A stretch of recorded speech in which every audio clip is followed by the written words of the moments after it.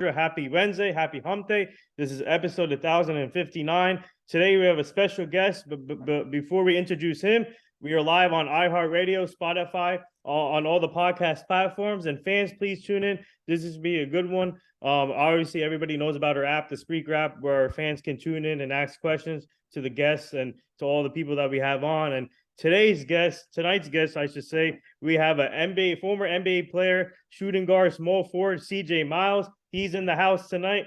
He got drafted by the Utah Jazz. He played with a lot of different teams, but he had a great career, great experiences in the league. And man, this guy can. I remember him as a shooter, and he can do multiple things on the court. He can defend.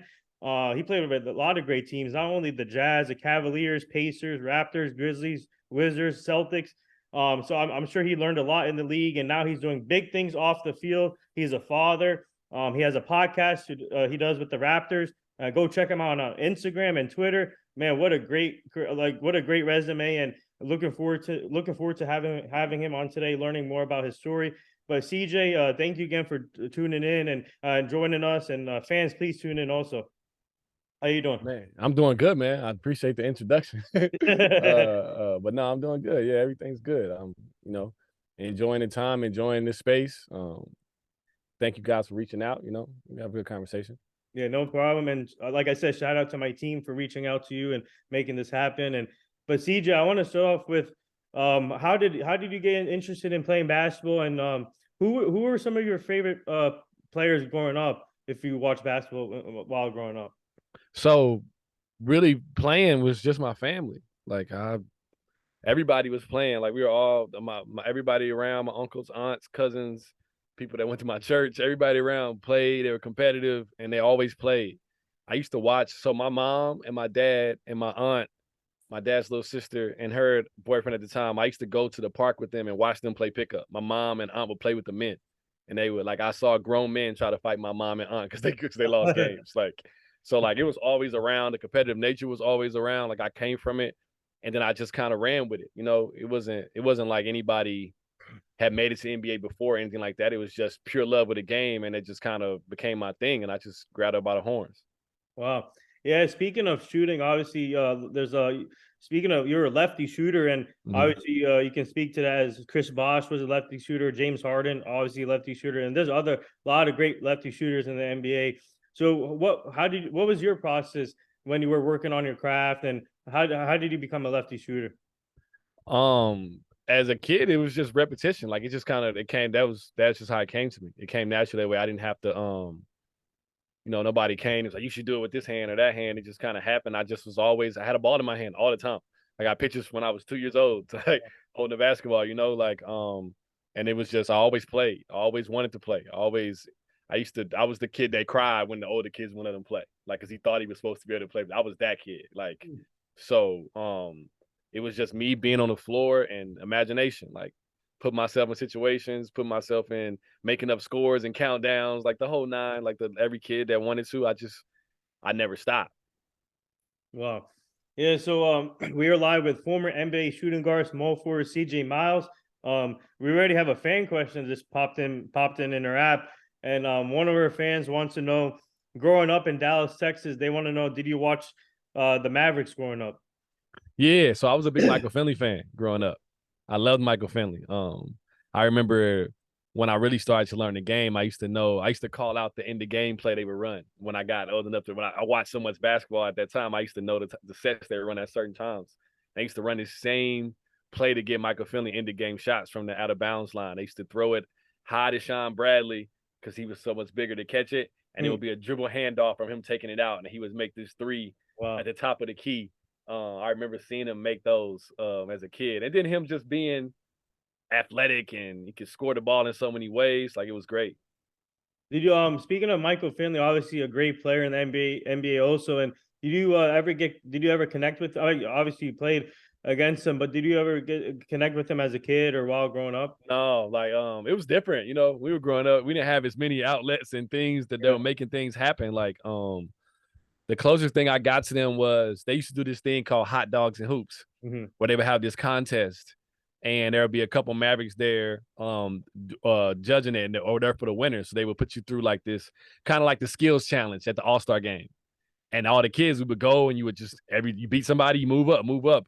And I remember getting like a bracket or like I needed one more win to win it or two more wins to get to the champ, something like that. And I remember missing like a pass. They rimmed out on me. And I remember breaking down. I remember having the worst day of my life because I thought I was going to get to meet the Mavericks. Wow.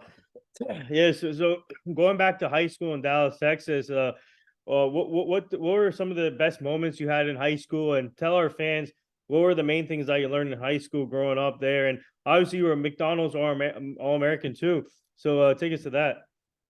Um, just my favorite thing was just growing in the city. Like it was so many good basketball players in our city, some before me. And at that time, I used to feel like there were so many guys that I felt like were just as good as me. And I think that's what kind of kept me the way I was too in the gym and the way I was. I wanted to be one of the best guys. I wanted to take basketball as far as I could take it and let it do things for my family and play as long as I could. Like it wasn't so much about making money and things like that. It was just about me being able to do what I love to do for as long as I could. Like as long as I loved it, if I can do that and it take care of us, that's perfect. So like that was the way I looked at it, and I just kind of stayed at it. I was having fun, being able to play at a place where a legendary guy, Grandmama Larry Johnson, played, and being able to be another guy whose jersey hangs up beside him is crazy to me still to this day.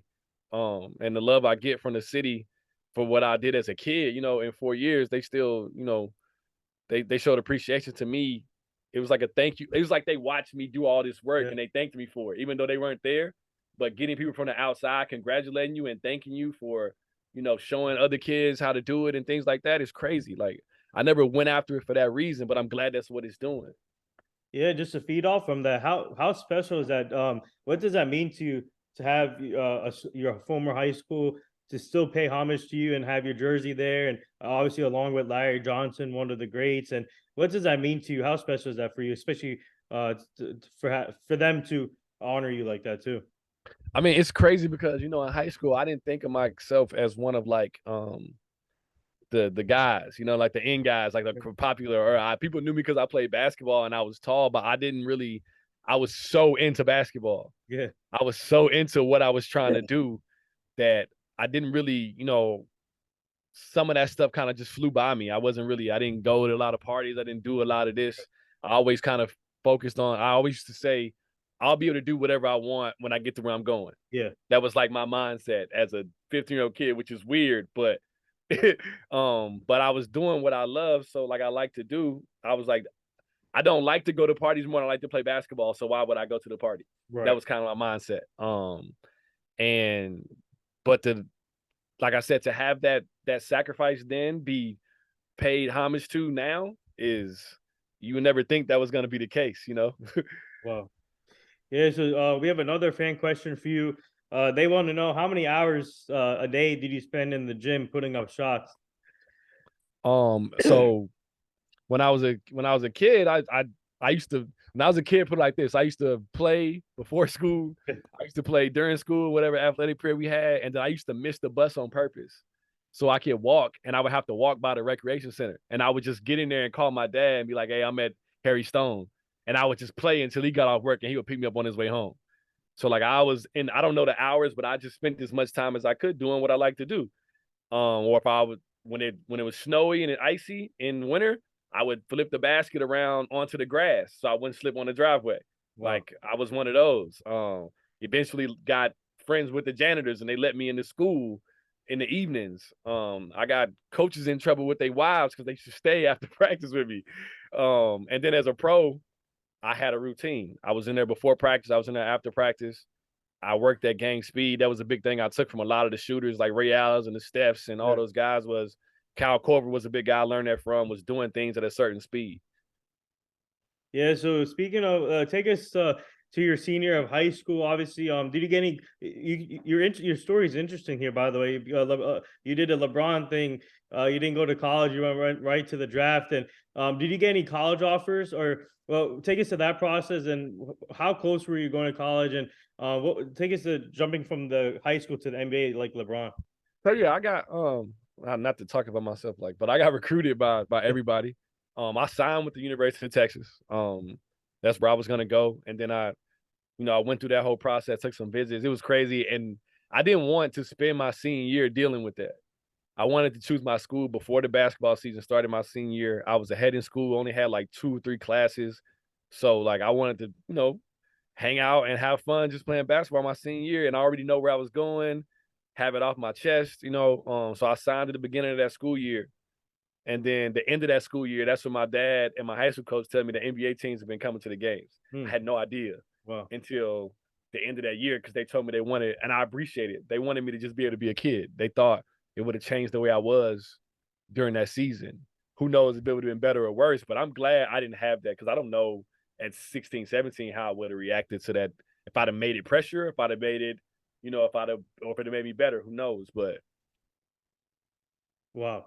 Yeah. So tell our fans about your NBA draft experience. Obviously, you got drafted in '05 by the Utah Jazz, round two, pick 34. What was that like being with your family and friends and waiting for your name to be called? And obviously, Utah Jazz is one of the great franchises in NBA, in my opinion, and a lot of history to it too. So how excited were you and how grateful were you that you finally got to your dream? um, it was amazing, man. At my parents' house, we were right across, like literally around the corner from my high school. Like the school was not far. The news came. It was all this crazy. So everybody was in the house. The house was packed. I was supposed to go first round. There's some trades happened. I go second round. So you know what kind of energy that brings from certain people. They start to talk, oh, he shouldn't have did it, this, that, and the third. But I remember, I wish I still had the clip. The first thing I said to them, man, nothing's been easy up to this point. Why should it be easy now? And that was kind of what I went into my career with that on my head. Like it's never been easy. And I turned it into 16 years. And I'm proud of that. Wow. Yeah. So we have another fan question here for you. One of our fans wants to know what is your favorite music to listen to before a game? Hip hop. Well, Mm, hip hop, R&B, Neil, whatever, however you want to put it, jazz. But what I used to do was I'm a big music head, so when we used to go to certain cities, I used to try to find artists from that city, yeah. whether it be new music or guys I was already interested in. I would make playlists for that time. Like it's like an energy thing for me. Like it would kind of, you get off the plane and you roll into the city and you see and you get to hear songs that kind of match with that and kind of get a good feel. And then I had a playlist I had that was just for pregame that I had kind of built, that kind of curated it to make sure it kind of started me at a certain place, didn't get me too high, but didn't get too slow, kind of kept me at a good pace to play the game.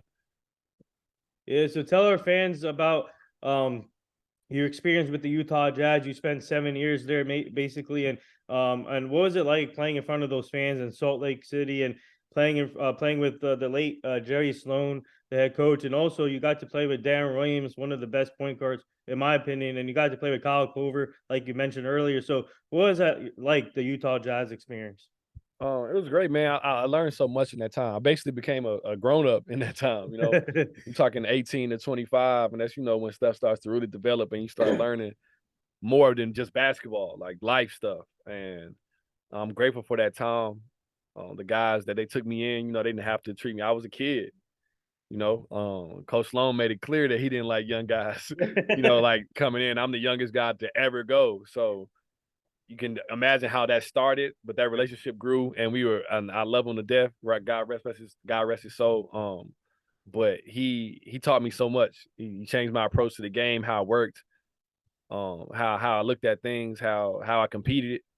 And Darren, like, that's big bro. Like he's from the area too, from Dallas area too. So that made it easier to connect. I used to go watch him play when I was in high school. I used to go watch him and Bracy Wright. I went to see Bracy Wright and Darren play against Chris Bosh Wow. in high school. I also saw Chris Bosh play against LaMarcus Aldridge in high school. Wow. But I used to go watch those older guys play all the time. Same with Andre Emmett, God rest his soul. Like I used to go watch him play.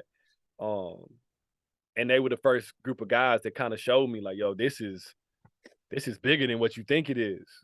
because I'm young. I'm like eighth, ninth grade at this time. Like I'm thinking about college, obviously, but like this will get you, you know, to the March Madness stuff that you like to watch on TV. This is doable.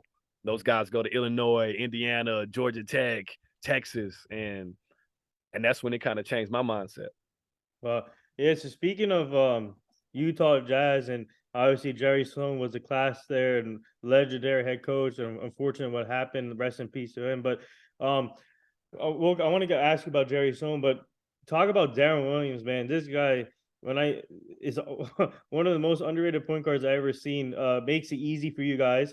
And he got a lot of a lot of, obviously he moved on from what, like when he got traded to New Jersey and then all that. But what was it like playing with him, and how easy did he make it for you guys during the games? I mean, he just obviously he's a bigger guard, so he had an advantage there size wise. He shot the ball so well.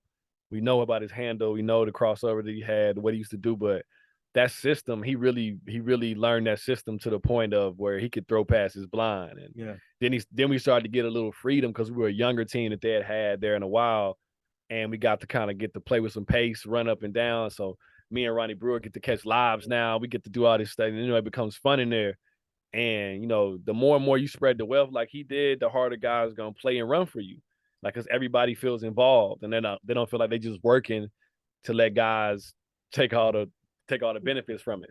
But we knew him and Booz in the pick and roll, what they did. We knew we could play off of that. And Mimino Core, who was Oh yeah. before his time a little bit, but he did a lot for the spacing for us to be able to play that way because he shot the ball so well. So it was a really good team. I think it's a team that does better 5 years later than it does at that time because of the size, but it was great. I forgot about Mehmet Okur. I loved him. One of the great, one of one of the great centers too to play the game, and he did everything on the court. And now getting to Jerry Sloan, man, legendary head coach. And what were some of the things I learned about from him? And what was he like as a coach? He was exactly what you think he was. Like hard nosed.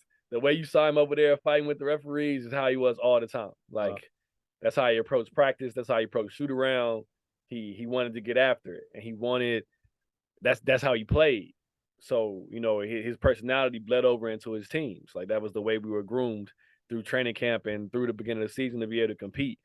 Like I said, he was a competitor, and he changed the way I approached the game.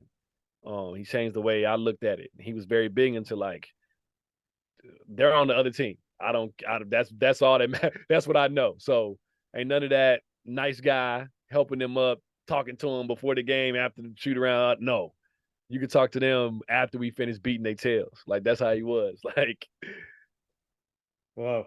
Yeah. So we have another fan question for you. One of our fans wants to know some of your best moments in the NBA. um, I mean my number one is my career high. I did it like the same weekend as my birthday. So it was like a big time. Like my girlfriend, who was my wife now, was there, had some family there, like the whole nine. Having that night in Utah. And then just the dream in general for me, going through it and having a long career and playing everywhere I was and being a contributor, having 3-point records and doing things like that is cool. But like being on teams, good teams, going to the playoffs. I didn't win any championships, I wanted to, but I'm not gonna let that throw away the 16 years I was on really good teams, a lot of good basketball players I play with and learn from, a lot of good basketball minds that allow me to be able to do what I'm doing now, which is speech and teach in the game. I got all of that just from working on my craft and being able to be there. Yeah, speaking of playing against, I want to talk about two players that you played against. You had the opportunity to play against, and tell our fans what was the battles against LeBron James and the late Kobe Bryant. Rest in peace. Just awful what happened to him and his daughter. But talk about the battles against both of these players, LeBron and I mean, early in my career in Utah, obviously in the West Coast, we played Kobe so many times yeah. throughout the season in the playoffs. So many, and it was a monster every time. Like, you know what I mean? Like he is who he is, and he was always that. And I think he liked playing in Utah also. Because there's a history there from just throughout his career. But he's got the best footwork you ever seen. He's coming at you all the time. Yeah. He's playing on both ends. You know, you're gonna have to compete. So you want to. My biggest thing was always try to make him have. If he was guarding me, I wasn't just gonna stand around all night, give him a break, and then have to guard him on the other end. So I would try to be as aggressive as I could with him on the other side. Even though he was a great defender, it was just about using his energy. Um, and then I always felt like it didn't matter the defense I played. I felt like when he missed shots, it was because of something he did, not because of something I did. Like I always felt like that because it was his demeanor that made you feel like that way because he's gonna take the shot again anyway. And then LeBron is a freight train. Yeah. He's Yeah. he's arguably the best passing small forward that's ever played this game, or whatever position you want to call him. There's no positions anymore. One of the best passers to ever play the game, all around game, and he stayed good. That's the thing. Like he's the best player in the NBA at one point in the early 2000s, and then until just a couple years ago, he's the best player in the NBA. And I think that's one of the things we tend to overlook because great guys, when they become consistently great, we tend to expect it and we tend to kind of brush it to the side. Like, oh, he didn't do nothing special. It was just 28, 8, and 8. Well, he's been doing that. Show me something different. Like, do you know how hard that is? Mhm. And I think we kind of throws that, and I think that's unfair for guys like him. So we have another fan question for you. They want to know if a team comes calling for you, would you consider, or they want to know you're done, are you done playing, or would you consider like a deal to come back to the NBA? Nah, I'm good. Okay. Yeah, I'm good. It's not, it's not about not being able to. It's just Yeah. about want to, and not like I don't love the game anymore, but like, do I want to go leave my family and do like that's the thing where I'm at now. Like, I still love the game. It wasn't an easy decision, but I started to feel like I was missing out on more outside of that than I was when I was playing. Yeah, I mean, I'm a New York Knicks fan, man. We can use you with the Knicks, or we can use actually we can even use you in Brooklyn too. They can use help too.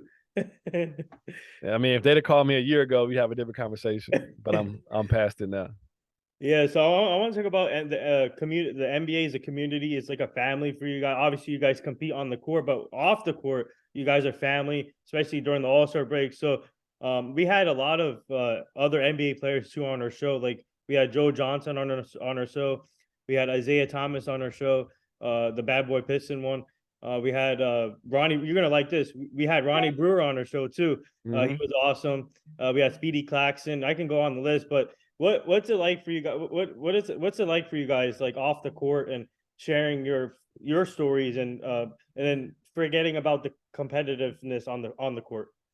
I think it's cool because it's a select few. Like there's not a lot of us. I mean, even if you count up all the guys over time, there's still like compared to the amount of people that want to do what we do and get the chance to do what we do, especially consistently and at a good level for a good amount of years, not a lot of us. So to be able to, talk about, the routes that we took and the things that we had to do to get there is inspiring.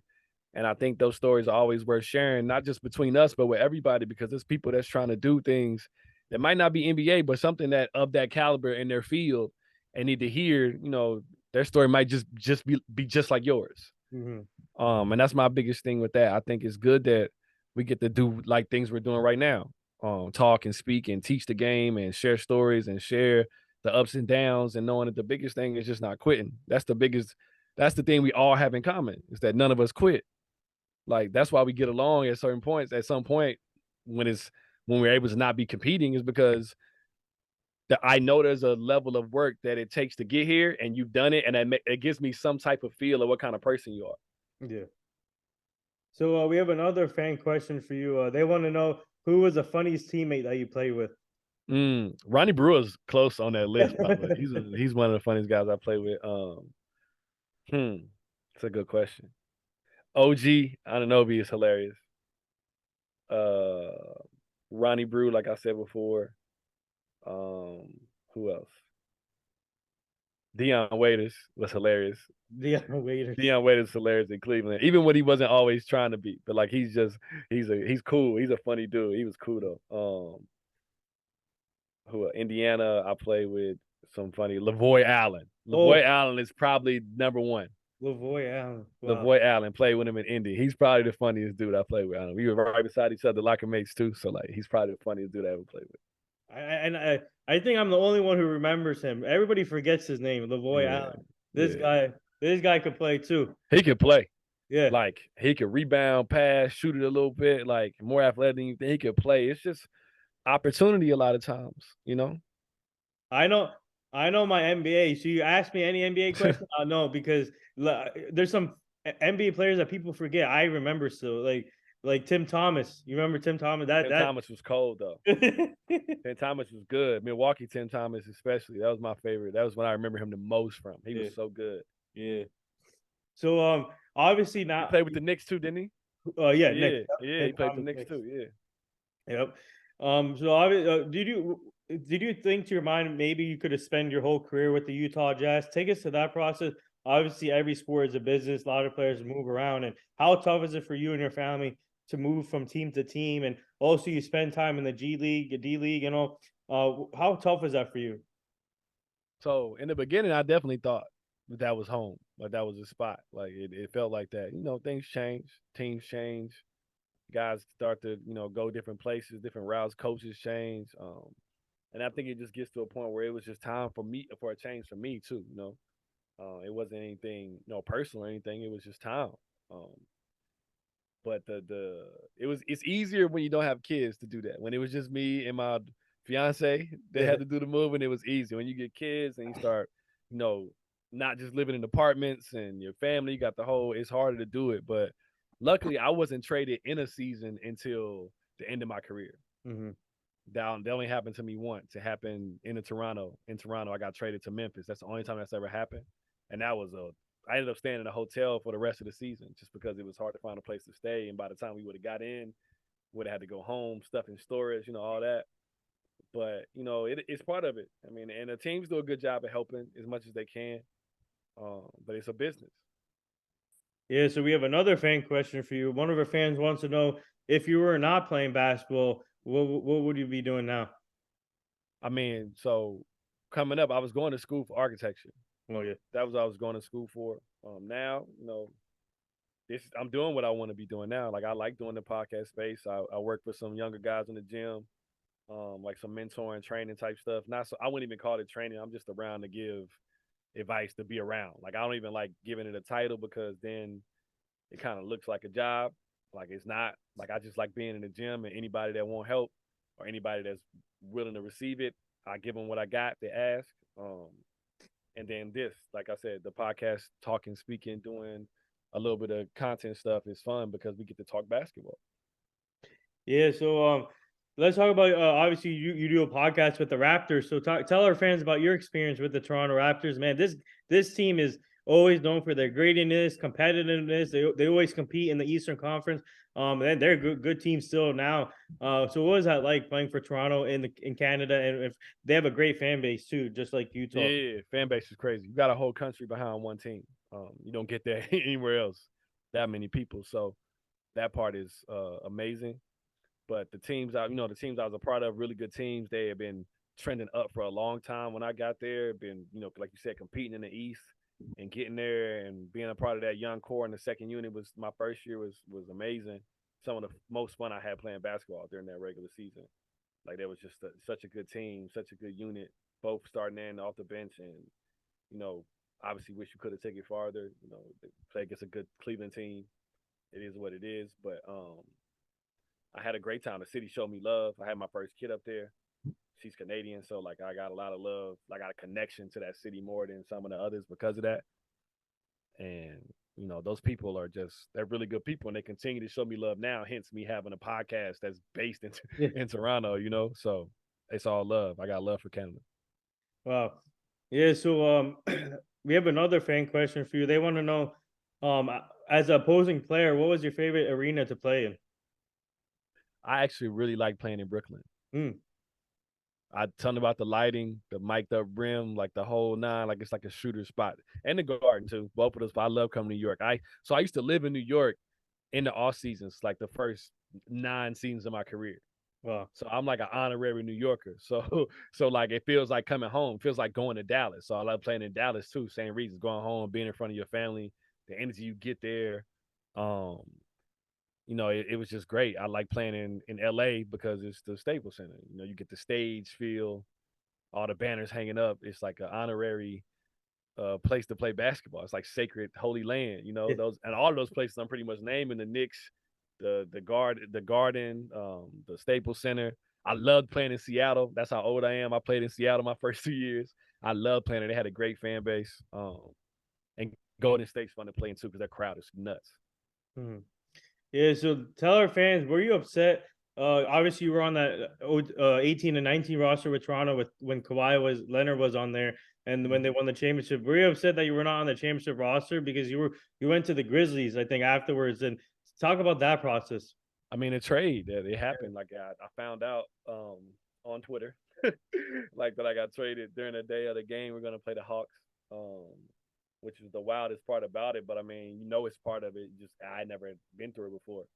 Of course, they go on to win the championship. I didn't really hold on to that. Like I can't control that. I'm being honest with you. Like because even when they asked me about getting the ring because I was on the team, and then you can look up anything I said. I told them I don't even really want it like that. Hmm. I want to like I wouldn't deny if they gave it to me, but I wasn't gonna ask for it. I wasn't gonna feel like I deserved it. I wasn't there when they finished it. I wasn't there when the confetti came down. You know, I didn't put in the sweat to win those games, so I didn't want it like that. But it definitely I was more excited for the guys that I knew that won it because I knew the work they had put in Yeah. than anything. I mean, let's talk. I want to talk about. I want to talk about Kawhi Leonard. What was he like as a teammate? What was it like playing with him? Obviously, he's not really known for talking, but his press conferences are funny. Obviously, he's press the when the Toronto Raptors introduce him before the season. Obviously, the everybody's is known for the laugh, but what was it like? But as a teammate, though, Kawhi So the Leonard. thing I'll tell people is like they say he's not known for talking. He's not known for talking to the media. Yeah.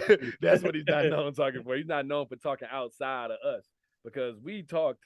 He joked, talked, laughed all the time, playing locker room, all of that. You see clips coming out now, kind of on social media where you see more of his personality. But like he was one of the guys. Like I remember there was this big deal made out of preseason. Me and him sitting on the bench, and I'm like joking with him, and he's laughing, and everybody act like I was telling the greatest joke of all time. I was like, no, he's being a regular person. But yeah, he's a great dude. He works hard, he puts in his hours, his time. You know he's competing. We know that on the basketball floor what he brings, but he was great. He was a good voice when he spoke. He spoke right. He spoke about the right things we need to do to win the game. He wasn't just jawing off at the mouth just to be yelling. So I thought he was great. Well, yeah, so now let's get to your podcast. Obviously, you talk about the Raptors, and you have a co-host. His name is a myth. If I get it, if I'm right, a myth. Yeah, Yeah. yeah. So, what's it like having the platform and having him as a co-host and sharing your stories there and talk about other players, talk about the NBA season, and how often do you guys have guests on your show?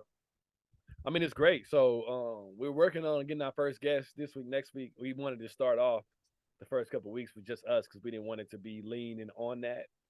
If we didn't want that to be what people thought we were just gonna have guys there all the Yeah. time. But it's been great, just because we have rapport, we have an open text line that we just talking in between the shows, and we talking about what plays that happen in the game, things that happen in the league. So we always have a dialogue. So when we get in front of the camera, the conversation just kind of picks up from that. It's not like we don't talk or see each other for days and then jump on. So I think it works that way. And he's great. He allows space for me to just give my insight, tell my stories, and add in his information that he's attained from watching so many games. He's got a great basketball mind. Also, he picks up on things that I don't pick up on, and we just rock out. Well, and who's the guest for next week? Or are you gonna keep it quiet? Keep it quiet. Yeah. I'm waiting on. I got two. I'm waiting on which one and tell me which can do it Is first. he? Are they both current NBA players? Yeah, they're Raptors. Oh, okay. Both of them are Raptors right now. Oh, wow, I haven't nice. I haven't stepped out of that. People want to see them first, so I'm gonna get them first, and then Yeah, so now we'll take one more fan question here. One of our fans wants to know what are your thoughts on this year's Raptors team? Obviously, the headline is around Pascal Siakam, but they got other good players around him, and the coach Nick Nurse, man, a heck of a coach. So they want to know what are your thoughts on this year's team? extremely talented. They're just bridging the gap. You know, they got guys, the top half of the guys, like you got Fred, OG, Pascal, who have been to the mountaintop, won a championship, you know, proving themselves as individual players. And you got guys like Gary Trent, who's a really good weapon, whether starting or off the bench. You got guys that really can fill the gaps. They're just trying to figure out how to fill the gaps. If Gary Trent's a starter or not. Yeah. If we start, you got Thad Young, who's a vet, who's filling a hole right now. I think he's great in that lineup. The young guys are trying to figure out their roles where they can help, where the starters don't got to play 38 minutes a night, 39 minutes a night, and we can trust them to either hold leads or make leads bigger. I think when you can get to that, when everybody figures out what they're really doing and what they bring, and they just stay true to that, then you'll see the consistency rise. They've had some injuries too, obviously. That does not help. Your best player goes down, misses a couple weeks. Fred's been down a couple times. Yeah. So that does not help either. But I think they have a lot of talent, a lot of length, a lot of guys that can really play. They just figuring it out. Speaking of Fred VanVleet, what a story he has coming undrafted and working hard as a player and now getting that money and being the leading point guard for this team. And man, this guy, does he remind you of like his body type, like Darren Williams a little bit? A little shorter, but yeah. Yeah. Similar body type, yeah. But he's got one of the greatest stories ever, you know.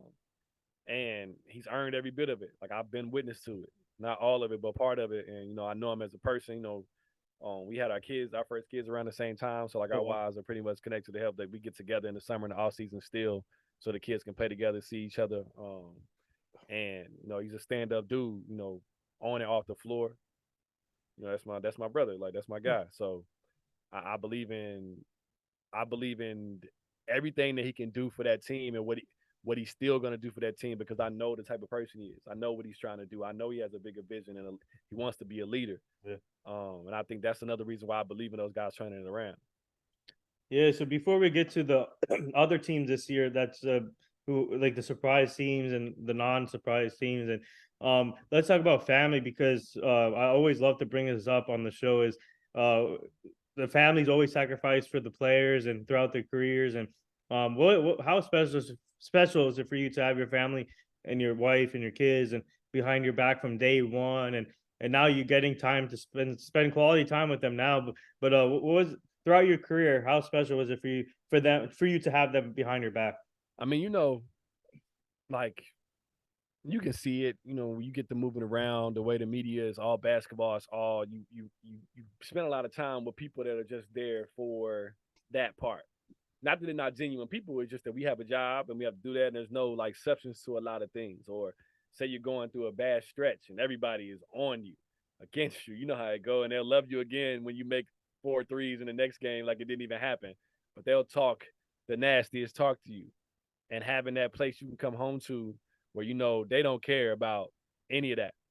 They care about you as a person and how you treat people, how you do things, who you are. They want to see you be happy. They want to see you smile. That's having that space and that escape is everything. You know, it's like coming in and dropping that weight off you. Yeah. So actually, another fan question. They want to know. They want to know what was your go-to snack? Go-to snack. Yeah. That's a good question. Like while I was playing, I guess. Mm-hmm. I don't know. I guess it doesn't matter. Peanut butter and jelly sandwich. Oh. I used to get the like before workouts or like right after workout to hold me over. Like I like those. Me and my daughters still this way. We like avocados, salt and pepper on them. We literally split them open, throw salt and pepper on it. And we just eat them right after. Still to this day, we do that. Yeah, let's get to this NBA season. Obviously, we talk about the Raptors, but let's talk about your other former team, Utah Jazz. See, they're surprising too with Will Hardy and as head coach, former Celtics coach, assistant coach, and they made all these trades with Donovan Mitchell and Rudy Gobert, but they're still competing on a high level. They still have a lot of great talent there. I love Lauri Markkanen. He's a tough young dude. So what are your thoughts on this team? I think them just coming out and playing with energy. Like when I see them, the games I've seen, they play hard. Colin Sexton's a big part of that too. Yeah, the way he plays, like they don't call him a bull for nothing. But that crowd is good too, and that arena, you know, when it gets rocking, it feels like they're coming down on top of you. So like you get that crowd involved, you get it going, that building a rock for you, and you can really feel that energy in there. And I think they're just taking advantage of it. They're taking advantage. Those guys taking advantage of opportunities they didn't have before, like in fresh starts. Like Markin is taking a fresh start, and he started off so well in Chicago, and then it kind of got a little hazy. And so him getting there, fresh start, and reminding people that he still has all this talent. Same with Colin Sexton coming off injury and things like that. They're just Mike Conley has been solid forever. It seems Yeah. like so you just got a lot of talent and a lot of guys that want to win. And so I want to ask you about some surprise teams. Like obviously Celtics are not the. I mean, are you surprised that where they at right now with what's everything going on, and now Joe Mazzulla taking over? No, because that foundation has been there for a while now. Yeah. They had the foundation even when Ime got there. Not saying he didn't help and he didn't do certain things to get them to gain more knowledge for those players and put them in better positions. But I mean, the way Tatum and Brown are playing, got Marcus Smart over there who's a heady player, and you got guys that understand the system and their roles. Like they're always gonna be it's gonna be a few more years like this. I don't know how many championships they win like this, but they'll be good like this because they're two main guys who are probably the best duo in the league right now, or mid-20s, if that. Like they're not anywhere near. We could argue they're not in their primes yet. Yeah. So I think that's scary. Like, and that they have a great fan base too. Obviously, a lot of history, a lot of things to uphold over there, and I think that kind of drives that organization too. But they're great, man. Well, and who are some of your surprise teams that are exceeding expectation, and who are some of your surprise teams that are expected to win but struggling right now? I don't really have. I don't. The last couple years has been kind of crazy for me. It is crazy to see the way Golden State's playing. Yeah. I know they're playing well at home, but to play as bad as they're playing on the road doesn't seem like them, especially seasoned teams. I'm never really worried about them because they always figure it out. You know what I mean? But that's crazy to me. It's fun to see the talent in Orlando, showing real big flashes now. I'm happy for Bobo. I'm happy for the young guy was Paolo that they drafted. But yeah. I think they got a real good chance of being finally starting to turn those corners over there. They've been trying to reboot that system down there for a little bit, and shout out to my man Jamal Mosley. I had him in Cleveland. That's my guy. He's a great coach, great guy. He deserves that. He's a big part of that. But I think it's real even kill. You just kind of see the next 2, 3, 4 years is like passing of the torch. Like things are happening, things are changing, even out. The talent level is becoming a little even. Memphis is going to be good for a long time. Yeah, John Morant. The base they're building over there with those young guys, Jaren Jackson Jr. and John Morant, all of those guys. And I was there for a brief second, and so they got a lot of talent over there, and a lot of guys that want to be great. Well, yeah. Speaking of young talent, who are some of the players that you like to watch right now? That's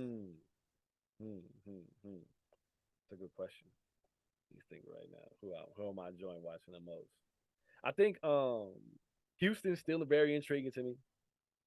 I know they're still trying to put it together with those young guys over there, but I think Kevin Porter Jr. and Green and what's the big kid? The big kid, he's like the youngest kid ever to get to 1,000 points and 500 rebounds or something like that, I think, or assists. Oh. Well, I forget the record he just set, but like that kid, he can really play. His name's not coming to me right now. He can really play. Which team? Houston. Oh, a big man? Yeah, big man. I think he's foreign. Oh, I can't remember his name right now. But I'll look it up right now. He's not a young guy. I love to watch Jokic play too. He passed the ball so well. Like I said, I spoke on Bobo. I really enjoy watching Bobo do what he's doing. I love as a basketball head and a purist. I love to watch KD and Kyrie play because just the skill level is they're such masters of their craft. Not to say other guys aren't, but you could just really see it bleeding off with them. They just like flat out hoopers. And I love to watch them play. I love to watch Russ play. Yeah, he plays so hard. He's having so much fun all the time, no matter what's going on, and especially with what has happened the last year and a half or whatever. So the way he's been attacked and going at, and to see him back, with his swagger back and his joy back is great to see. Yeah, they've been heating up also as a team. Yeah, The, they're trending up. the big three are finally starting to play well, and Anthony Davis uh, is playing amazing. oh, Anthony Davis killing it. Yeah. Are you talking about the guy? It's his name is. There's a couple here. Not Boban, right? No, Is Alprin Sengun or something? maybe I really can't. I can't think of his name. I can see his face, but I can't think of his Oh, name. Jabari Smith? No, right? Not Jabari. Jabari's talented though. He's a young guy they just drafted. He's a talented kid too. Is he Kenyon Turkish? Martin's son's down there who's Oh yeah. talented. There's a lot of talented guys down there, honestly. Is he Turkish? Maybe that might be him. It's his name is I think is Alpern Sengun, I think. Yes, that's him. Yeah. Wow. Yeah. So before we get to the last two things here, would you consider? All right, tell our fans. Obviously, you have the podcast and you're spending time with the family, but if the right opportunity comes up, would you consider coaching? So I got a couple of calls about it. I don't know if I'm there right now, just because I feel like I just got in a routine of being home and being able to be involved in everything my girls are doing and being around. And there's some other things that I want to explore, outside of basketball. And I think if I go to coach the schedule that I have to do while I'm coaching, it'll be hard to do anything else because I'm not gonna have to do it. I'm not gonna step in there and have one foot in, one foot out. So um, I think that's where I'm at on that. Hopefully, if I do get there and people will still have me, I would definitely want to try it at least at some point. I've attained a lot of knowledge. I had a long career, been around a lot of greats, a lot of minds, and I picked them. So I should be able to. It's actually a duty to pass that stuff back. Mhm. Like it's not even like I should want to. Like I have to. That's I owe basketball that. It's done everything. It's done for me, taking me around the world, taking care of my family, put my kids in private school, all the stuff that basketball has done for me. The least I could do is pass back all like the golden knowledge that I've been given to the guys that are going to be taking care of it in the future. Well, yeah, and the last two things here, our team is part of this foundation. It's called the Hugh Jackson Foundation. He's a former NFL coach, but he's now coaching college football at Grambling State University, and we're trying to help him prevent human trafficking, making sure the community stays safe. So we'll send you the foundation so you and your family can check it out. Okay, thank you so much, man. And the last thing here, would you like to say anything to all the nurses, doctors, and all the essential workers right now? Thank you. I don't really know, like it don't even have to get really much deep in that. Just thank you. Everything that y'all have done. We've been leaning on y'all heavy for a long time now. And I know we don't talk about it as much now because everybody's kind of out living kind of regular, but we still leaning on you. We were leaning on you before the pandemic. Mhm. So I'm gonna thank you for before that time too. I have a family members that have worked in that side of business and have those jobs, essential workers. I've had my wife's college roommate who lives in town with us is one of those. Her and her sister worked through the pandemic. And I just know the type of feelings they had going through that. I couldn't imagine, the courage that it took to step, especially when you have families, stepping out there in front of that and taking it head on and basically, just hoping for the best to try to save everybody else. So thank you. Yeah, so there you have it. CJ Miles, former NBA shooting guard, small forward. Thank you for joining the show. So I'm gonna let you close it out here. Tell our fans where they can find you on social media and what do you guys have coming up next? My man, thank you so much for having me, first of all. And to everybody that's watching, easy to find. I'm Masfresco on everything. So MASFRESCO on Twitter, Instagram. We do music. We make music. It's Apple Music is Masfresco, Spotify, whatever it is, use that. The podcast, same things linked. I'm using my platform for it, and Yahoo Canada's obviously is the people backing it, but Strictly Hoops with CJ Miles is on anywhere you can find podcasts and on YouTube. Wow. So there you have it. Fans, please go follow him on all social media formats. And thank you to our fans too for asking great questions. Yeah. They brought it today with the questions. But CJ, thank you again. This was an honor and keep up the great work, great career. Obviously, awesome stories, great resume. And we would love to have you back some point down the line so you can meet the full team. But keep it up, man. And looking forward to seeing more of your podcast shows and can't wait to see when you guys drop the new episodes with the Raptors players. But keep it up. Yeah, man. Thanks a lot again, man. And yeah, anytime, anytime you want to have me back, I'll be glad to. Thank you for reaching out. Yeah, no problem.